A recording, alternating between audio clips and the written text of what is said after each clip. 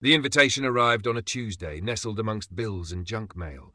It was heavy cardstock, embossed with a simple, elegant design, the kind of thing that screamed formal and significant. My parents' 40th anniversary party. Beaufort, Cove, Georgia. My stomach clenched, a familiar knot of dread tightening beneath my ribs. Beaufort Cove. The name itself tasted like salt and regret. It was the town I'd fled 6 years ago, leaving behind the wreckage of my life and the people who had caused it. I hadn't been back since. Not for holidays, not for funerals, not for anything. My sleek, modern apartment in Atlanta felt a world away from the sprawling, history-laden house on the coast where I'd grown up. That house, like my family, was beautiful on the surface, but hiding rot beneath. I tossed the invitation onto the kitchen counter, letting it lie there like a venomous snake. Liam found it later that evening while making dinner. He picked it up, his brow furrowing slightly as he read the elegant script. Liam O'Connell, my anchor, my quiet strength. He knew the broad strokes of my story, the betrayal, the estrangement, but I rarely delved into the messy details. It was a past I preferred to keep locked away. "Your parents' anniversary," he said, his voice gentle, not probing. I sighed, the knot in my stomach tightening further. 40 years, feels like a lifetime. "Are you thinking of going?" he asked, watching my face carefully. I walked over to the window, looking out at the city lights twinkling below. "I don't know.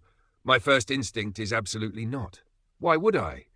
They made it pretty clear where I stood." "You don't owe them anything, Eleanor," Liam said, coming up behind me and wrapping his arms around my waist.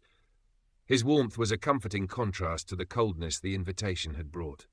"I know," I murmured, "but it's 40 years, and it's Beaufort Cove. It feels like unfinished business, like I'm still running.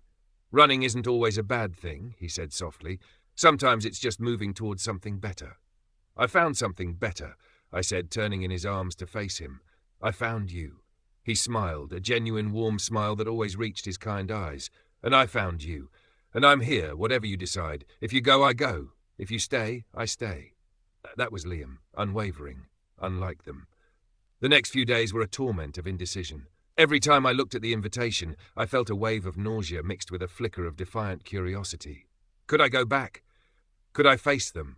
Could I walk into that house, stand on that manicured lawn and pretend? Or would the carefully constructed dam I'd built around my pain finally burst? My therapist, Dr. Ramirez, was patient. "What do you want, Eleanor? Not what you feel obligated to do, not what you think you should do. What does Eleanor want?" "I want." I paused, searching for the word. "I want them to understand. I want them to acknowledge what they did, what David did. I want them to see that I built a good life despite them, not because of them." "And do you think going to this party will achieve that?" she asked gently. I laughed, a dry, humorless sound. "No, probably not. It'll probably be a disaster." "So why consider it?" "Because," I said, the words coming out in a rush, "because maybe I need to show them I'm not broken anymore. Maybe I need to stand there, strong and happy with Liam, and let them see what they threw away. Maybe I need to finally say something." Dr. Ramirez nodded.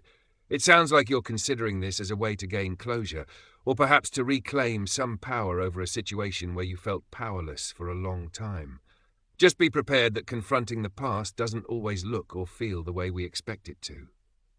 I knew she was right, but the pull was undeniable. 6 years of silence, of carefully avoiding the subject, of building a new identity far away. Maybe it was time to stop avoiding. Maybe it was time to face the ghost of Beaufort Cove head on. I called my friend, Chloe Davies, who still lived near Beaufort Cove. Chloe was my chosen family, the one person who had stood by me through the initial fallout, even when most of our mutual friends, influenced by the family narrative, had drifted away. "Hey, El! Long time no hear from this far south." Chloe's voice was bright, a welcome contrast to my mood. "Hey, Chloe, you won't believe what I got in the mail." "Oh God, don't tell me. Did Martha send you another passive-aggressive fruitcake?" I chuckled. Worse, an invitation to their 40th anniversary party. Silence on the other end. Then, "No, she didn't." "She did, and I'm thinking of going." "Eleanor, are you serious? After everything, why?" I explained my convoluted reasoning, the unfinished business, the need to face them. "Liam knows?" Chloe asked. "Yeah, he's coming with me." Okay, good. You absolutely need Liam. Look, Elle, it's going to be a circus. Everyone will be there. The whole town knows something happened, even if they don't know the details, you know. Martha and Thomas have done a masterful job of spinning it as you being difficult and cutting off family. I know, I said, my voice tight. That's part of why I need to go, to show them I'm not difficult. I'm just done.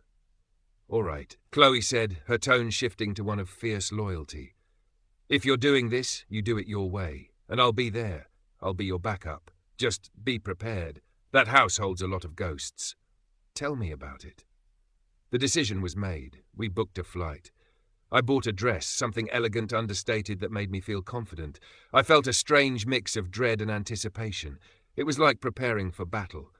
The initial betrayal had happened subtly, as betrayals often do. It wasn't some grand dramatic scene at first. It was 6 years ago. I was living with my partner, Mark, in a small house just outside of Beaufort Cove. We'd been together for almost 2 years, and I honestly thought he was the one. He was kind, funny, seemed to share my values. My younger brother, David, who was a year older than me, lived nearby. We weren't super close, but we were family. We saw each other at holidays, occasionally grabbed coffee. One sweltering July afternoon, Mark was in the shower getting ready for a casual dinner with friends. His phone buzzed repeatedly on the coffee table. He'd asked me to check a message earlier, something about directions. When it buzzed again, I glanced at it, assuming it was our friends. But it was a message from David, and the preview text on the lock screen made my blood run cold. Something about counting down the minutes and missing you like crazy. My heart didn't just sink, it plummeted through the floorboards. I picked up the phone, my hands shaking. I told myself it was a mistake, a joke, harmless banter. But as I scrolled through the messages, the air left my lungs. The pet names, the explicit longing, the references to secret meetings, the casual cruelty towards me. It was all there, laid bare in black and white. They had been having an affair, for months, right under my nose. I barely remember Mark getting out of the shower. I just remember standing there, phone in hand, the words blurring through a sudden hot haze of tears. "What's wrong?" he asked, seeing my face. I held up the phone, unable to speak. He saw David's name, saw the messages, and his face went pale. He tried to deny it at first. Gaslighting. "Eleanor, what are you talking about? It's nothing." "Nothing," I choked out, the phone trembling in my hand. "Missing you like crazy is nothing. Counting down the minutes is nothing. The plans to meet next week are nothing." He crumbled then. The denials stopped, replaced by a pathetic stream of excuses. We didn't mean for it to happen. We just fell for each other. It wasn't planned. "Planned!" I screamed, finding my voice. "You were sleeping with my brother Mark. How could you?" He just stood there, naked and pathetic, unable to meet my eyes. I didn't wait for David. I packed a bag, shaking so hard I could barely zip it. I left the house, left Mark standing there, and drove straight to David's apartment. He was equally shocked to see me, equally quick with the pathetic excuses. "Elle, I'm sorry, but we couldn't help it. We didn't want to hurt you." "You didn't want to hurt me," I repeated, incredulous. "You were sleeping with my partner, my brother. How could you do that to me?" "We're in love, Eleanor," he insisted, as if that was a magical shield against the damage he'd done. "Love?" I laughed, a harsh, broken sound. "You don't know the first thing about love.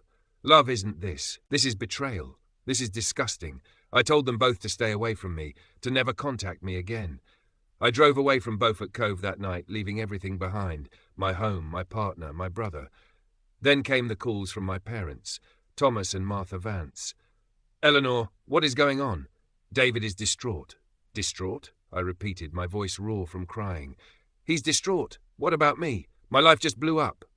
"We know this is upsetting," my father said, his voice firm, the tone he used for lectures. "But you need to think about family. He's your brother, Eleanor. Whatever happened, you work through it. You forgive." "Forgive? Forgive them for months of deceit?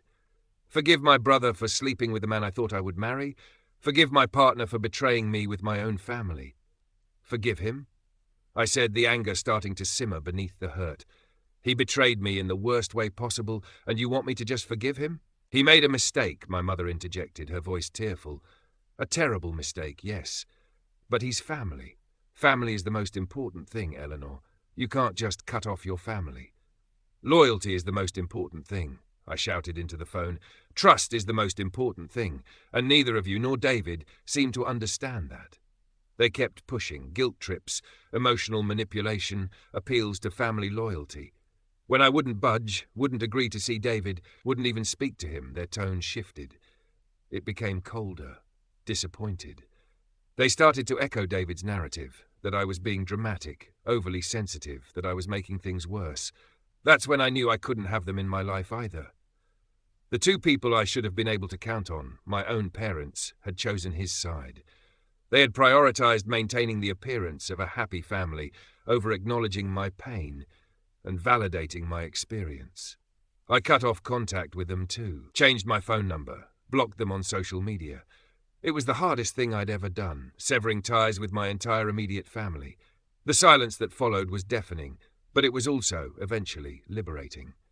It was the silence of my own peace, not the tense, suffocating silence of unresolved conflict. I moved to Atlanta, found a new job, and started therapy. Dr. Ramirez helped me process the trauma, the betrayal, the deep-seated trust issues it had left me with. I focused on rebuilding myself brick by painful brick. It took years. Years of unpacking the anger, the hurt, the feeling that the two people closest to me had conspired to destroy me. Then I met Liam. He was everything they weren't. Honest, kind, patient. He listened without judgment. He didn't try to fix me, just supported me as I fixed myself. He knew about my family, about the estrangement, but he never pressured me. He just accepted me, flaws and all. With him, I finally felt safe enough to let my guard down, to trust again.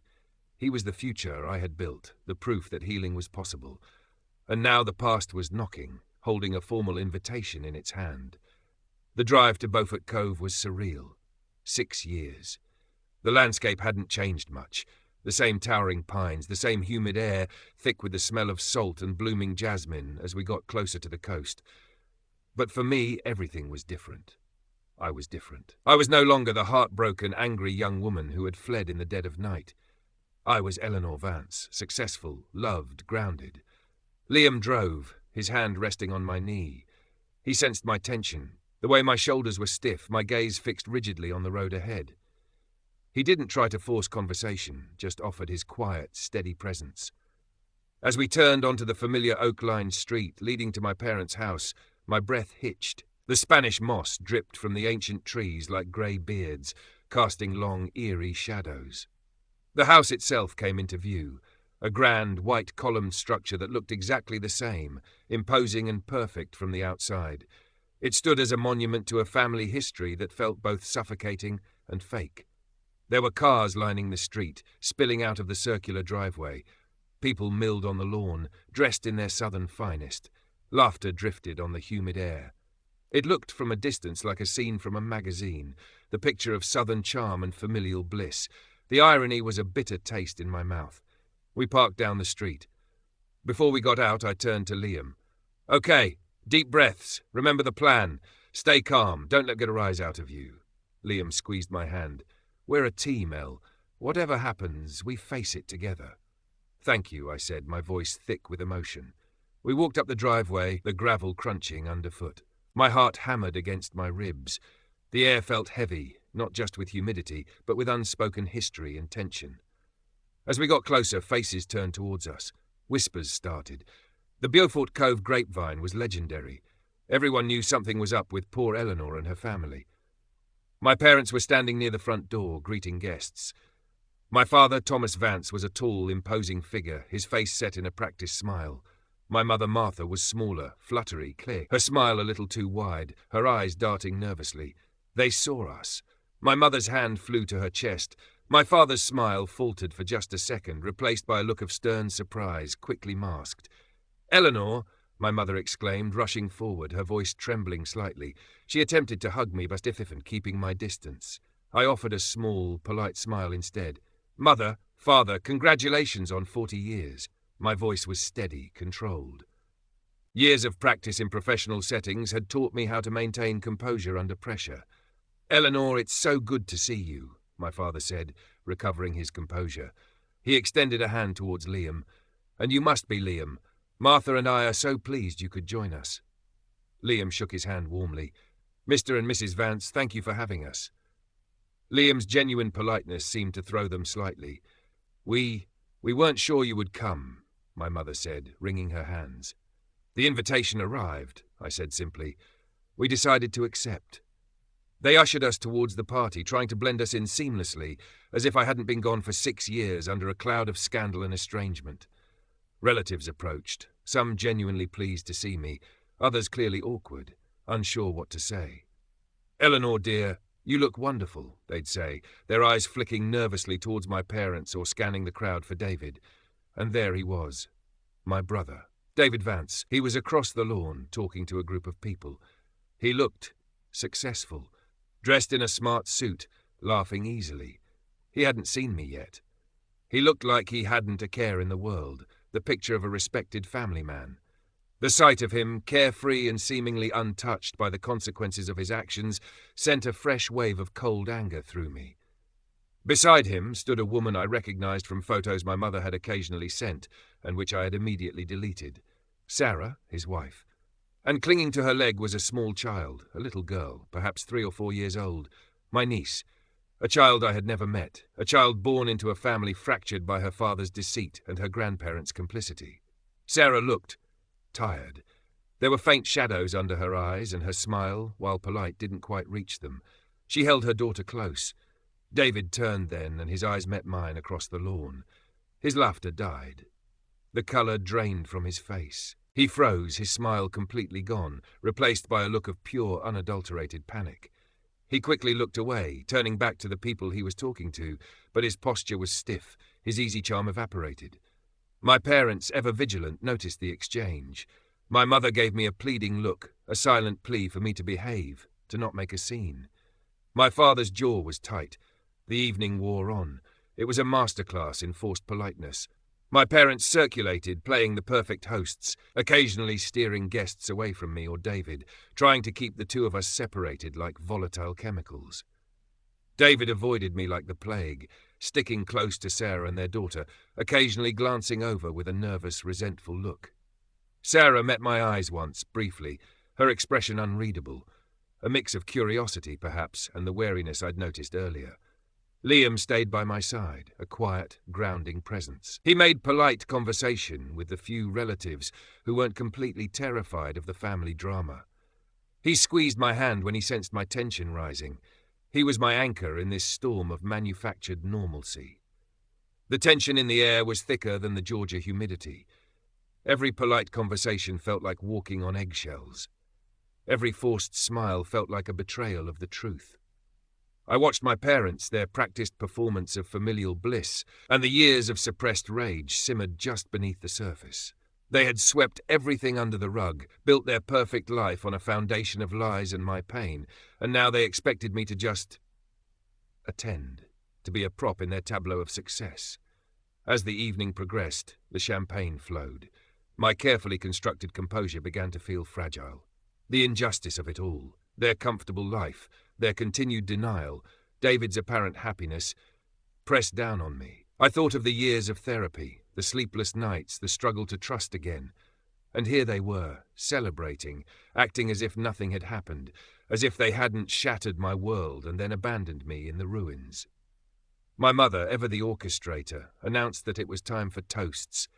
Guests gathered, glasses in hand. My father stood, raising his glass. He gave a speech about their enduring love, the strength of family, overcoming challenges together. It was full of platitudes and veiled references that, to anyone who knew the truth, felt like a deliberate rewriting of history.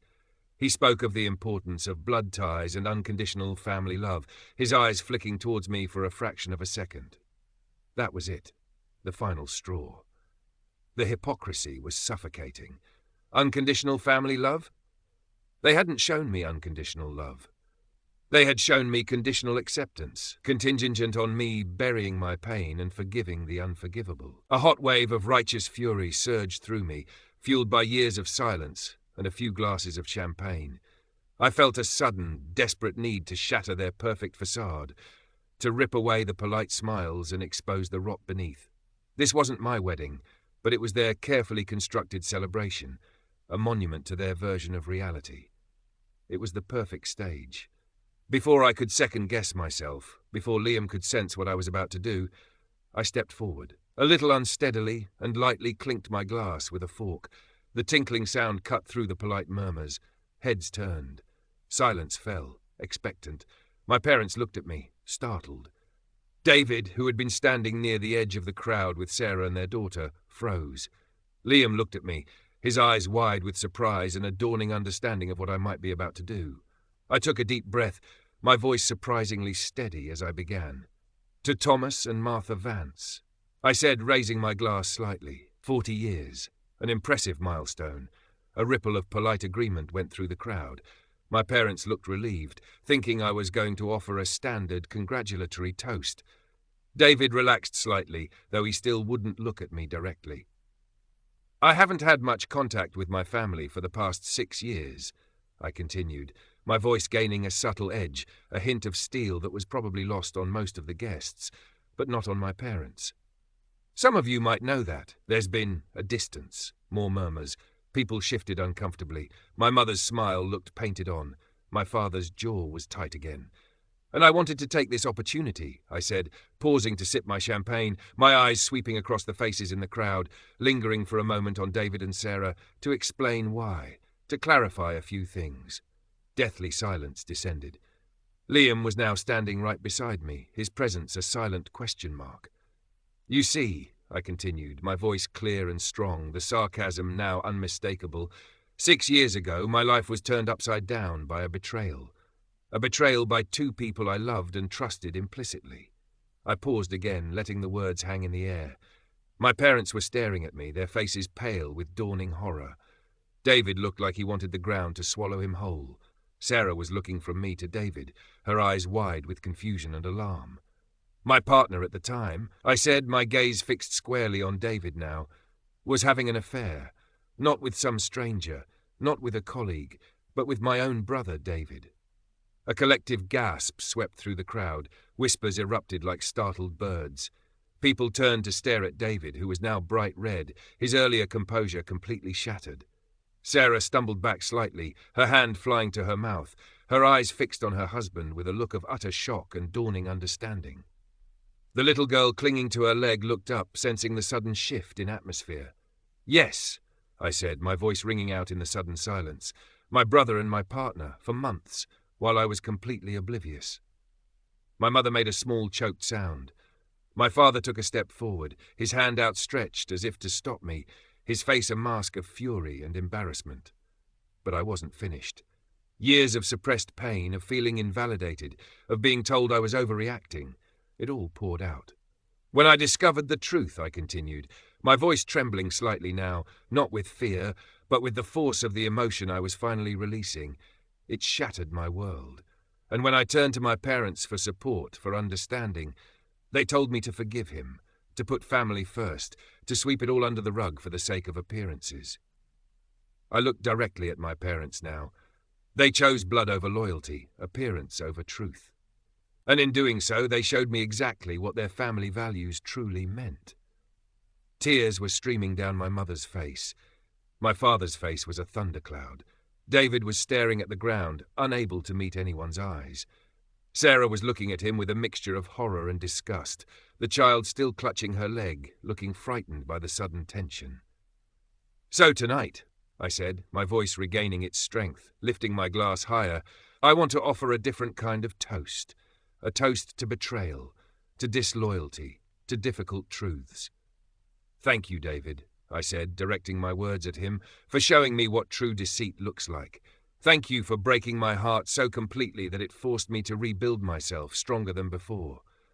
And thank you, Mother and Father, I said, turning back to them, for showing me that sometimes blood isn't thicker than water at all. Thank you for pushing me away, for abandoning me when I needed you most. Because in doing so, you set me free. I looked at Liam, standing steadfastly by my side. You set me free to find real love, real loyalty, real family. I took a long sip of my champagne, emptying the glass.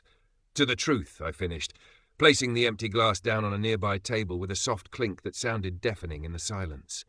The air in the tent was thick with shock and outrage. Guests were staring, whispering, some looking horrified, others perhaps morbidly fascinated. My parents were the first to react. My father, his face scarlet with rage and humiliation, strode towards me. "Eleanor, how dare you?" he hissed, his voice low but furious. My mother was sobbing openly now, her hand still over her mouth. David finally looked up, his face a mask of shame and fury, directed squarely at me. Sarah was looking at him, her expression hardening from shock to something cold and decisive. "Get out," my father demanded, his voice shaking with anger. "Get out of my house. Get out of my life." "Gladly," I said, feeling a strange mix of trembling exhaustion and exhilaration. It was done. The truth was out, blasted into the polite, suffocating air of Beaufort Cove. David, looking utterly destroyed, grabbed Sarah's arm. She flinched away from his touch, pulling her daughter closer, but he was insistent. "We're leaving," he muttered to her, his voice rough. Sarah didn't look at him. She looked at me for a moment, a flicker of something complex in her eyes. Pain, yes, but also perhaps a dawning, terrible clarity. Then she allowed David to pull her and their child away through the stunned crowd towards the exit. My parents followed, my mother still sobbing, my father rigid with fury and embarrassment. A collective exhale seemed to sweep through the tent as they left. The carefully orchestrated party was in ruins. Silence lingered for a moment, heavy and awkward, before a few brave souls started murmuring, then talking louder, trying to break the tension. Some guests came up to me, offering hesitant words of support. Others avoided my gaze, clearly uncomfortable. Liam put his arm around me, pulling me gently aside. "Eleanor," he said, his voice quiet. "Are you okay?" I don't know," I admitted, the adrenaline starting to drain away, leaving me feeling shaky and vulnerable. I couldn't stand it anymore. The lies, the pretending. "I understand," he said, holding me close. "You did what you needed to do, but you know this isn't over." "I know," I sighed. The catharsis was real, a weight lifted, but it was immediately replaced by the anxiety of the fallout. What had I just unleashed? We didn't stay long after that. The atmosphere was irreparably shattered. We made our apologies, citing exhaustion, and left the party, the whispers following us out the door. The drive back to Atlanta was quiet, filled with my own turbulent thoughts. I had exposed my family's deepest secret, in the most public way possible, on a day meant to celebrate their longevity. I had shattered their carefully crafted image. Was it worth it? Part of me felt a fierce, triumphant satisfaction. They had hurt me, dismissed me, and tried to erase my pain. I had just shown them that my pain, and their actions, were undeniable. But another part of me felt a creeping guilt, particularly regarding Sarah and her child. She had been dragged into this, her life potentially imploded by my need for public validation. "Sarah," I murmured to Liam, breaking the silence in the car. She looked devastated. "She did," Liam agreed softly. "She was clearly blindsided." "David lied to her," I said, stating the obvious. He must have told her some version of the story where he was the victim, or where it wasn't a big deal. "Probably," Liam said. "That's his pattern, isn't it? Avoid responsibility, twist the truth." We arrived back at our quiet, safe home in Atlanta late that night. The contrast between the tension-filled, history-laden house in Beaufort Cove and our calm, modern space was stark. I felt exhausted, emotionally drained. "I'm sorry," I said to Liam as we got ready for bed. "I ruined their party. I caused a huge scandal. I dragged you into it." "You didn't ruin anything that wasn't already broken, Elle," he said, pulling me into his arms. "And you didn't drag me into anything. I'm here because I want to be, because I love you, and I'm on your side, always." "How did I get so lucky?" I whispered, burying my face in his chest. "We're just lucky to have found each other," he replied. He held me for a long time, his steady presence a comfort against the storm I had stirred up. Sleep didn't come easily. My mind replayed the events of the evening, the shock on people's faces, my parents' fury, David's shame, and most vividly, Sarah's heartbroken expression. I had wanted to expose the truth, but I hadn't fully considered the collateral damage. Sarah was innocent in the original betrayal, yet she was now facing the devastating consequences of my actions and her husband's past.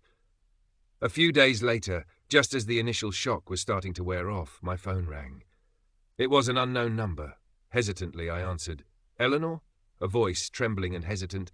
It's Sarah, David's wife, or soon-to-be ex, I think." My heart sank. "Sarah, hi. I'm so sorry." "Don't be," she said quickly. Not yet. Look, I need to talk to you. In person.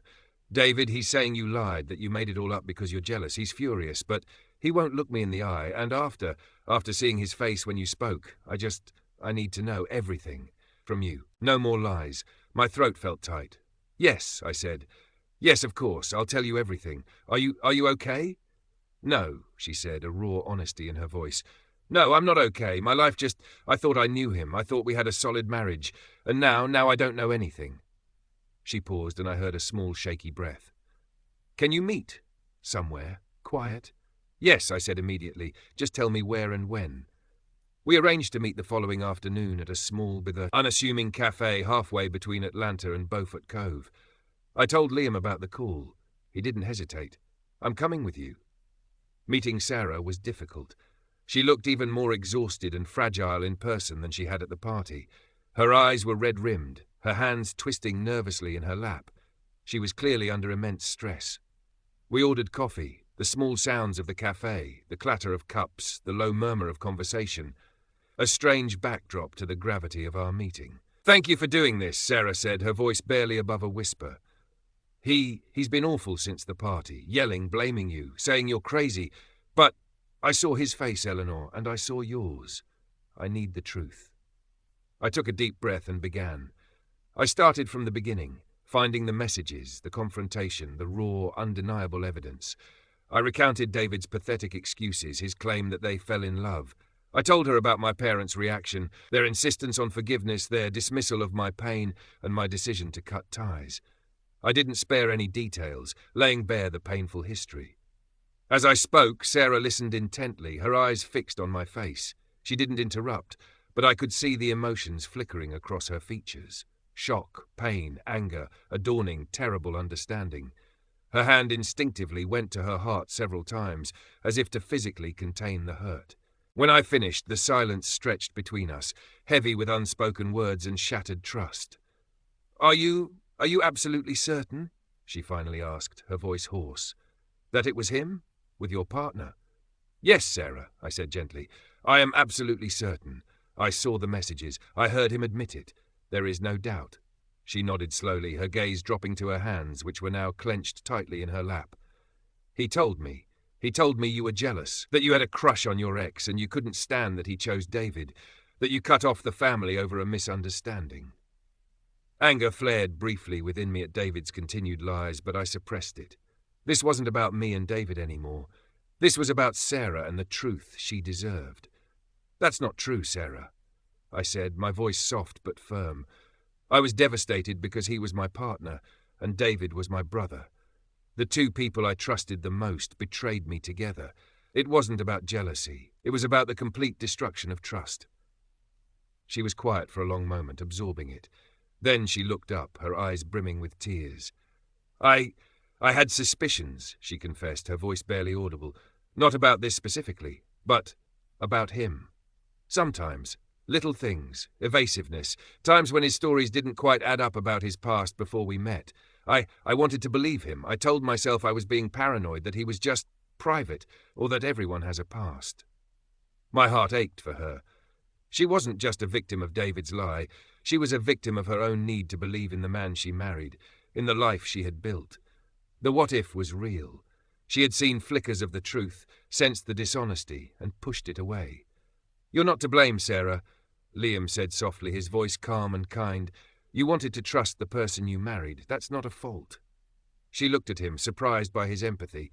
But how can I ever trust him again? How can I raise our daughter with someone who can lie so easily, so completely, about something so fundamental?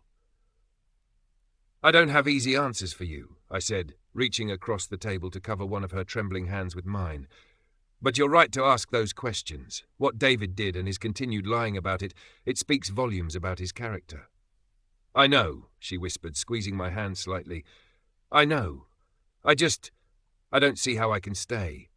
We have a daughter. I need to show her what a healthy relationship looks like, what honesty looks like. Are you thinking about divorce? I asked gently. She nodded, tears finally spilling down her cheeks. I think I have to. I've been thinking about it constantly since the party. I needed to be sure, to hear it from you. You're not overreacting, I said firmly. What he did was a profound betrayal, and the fact that he's still lying about it to you, his wife, that's unforgivable. It feels like a terrible movie, she said, wiping her eyes. Divorce, with a young child. I never thought. You're not alone in this, Sarah, Liam said again. If you decide this is the path you need to take, we're here to support you, in any way we can. Why? Sarah asked, looking from Liam to me. Why would you, after I was married to him? After everything? Because you're innocent in all of this, I said. You were lied to, just like I was. And your daughter, she's family. Whatever happens between the adults, that child deserves to know she has people who care about her, people who value honesty. Sarah looked at me, really looked at me, and for the first time I saw a flicker of something other than pain. A fragile sense of gratitude, perhaps, and a recognition of a shared experience of being betrayed by the same man. We talked for a while longer, discussing logistics, her options, the challenges she would face. Liam suggested she speak to a lawyer specializing in divorce with children. I offered the name of my therapist, suggesting Dr. Ramirez could help her navigate the emotional turmoil. As our meeting came to an end, Sarah seemed calmer, though still visibly shaken. I think I know what I need to do, she said, her voice stronger now. It's not going to be easy, but I have to do what's best for me and my daughter. We exchanged numbers, promising to keep in touch. As she stood to leave, she paused, looking at me. Eleanor, she said, a faint, sad smile touching her lips. I understand why you did what you did at the party. I really do. It was shocking, humiliating for them, but thank you, in a twisted way. At least now I know the truth. After Sarah left, Liam and I sat in silence for a while. The conversation had been emotionally draining. Are you okay? Liam asked finally. I think so, I said, letting out a long breath. I feel terrible for her, for what she's going through, but I also feel relieved that she knows that she's making this decision. It's the right one for her and her daughter. It is, Liam agreed, and you did the right thing by telling her the truth, even though it was hard. It's messy, I said, shaking my head. Everything is just so messy. Life is messy, Elle, he said, reaching across the table to take my hand, especially when you start pulling at threads that have been buried for years. I knew he was right. My impulsive act at the anniversary party had set off a chain reaction. Sarah knew the truth, and she was taking steps to leave David. This was going to have significant repercussions, not just for David and Sarah, but for my parents, and potentially for my relationship with Sarah and my niece in the future. A few days later, the inevitable call came. It was my father. Eleanor, he said, his voice tight with suppressed anger. It was the first time we had spoken directly since the party. Father, I replied, keeping my voice neutral. What in God's name did you think you were doing? He demanded, skipping any pleasantries. You ruined our anniversary. You humiliated us in front of everyone. And now Sarah is talking about divorce. David is a mess. He says you've been filling her head with lies. They're not lies, Father, I said, my voice hardening. You know they're not. You knew about the affair. You knew he lied to Sarah about it. Silence on the other end. A long, heavy silence. Then his voice, surprisingly softer, heavier. Yes, we knew. I waited, but he didn't elaborate.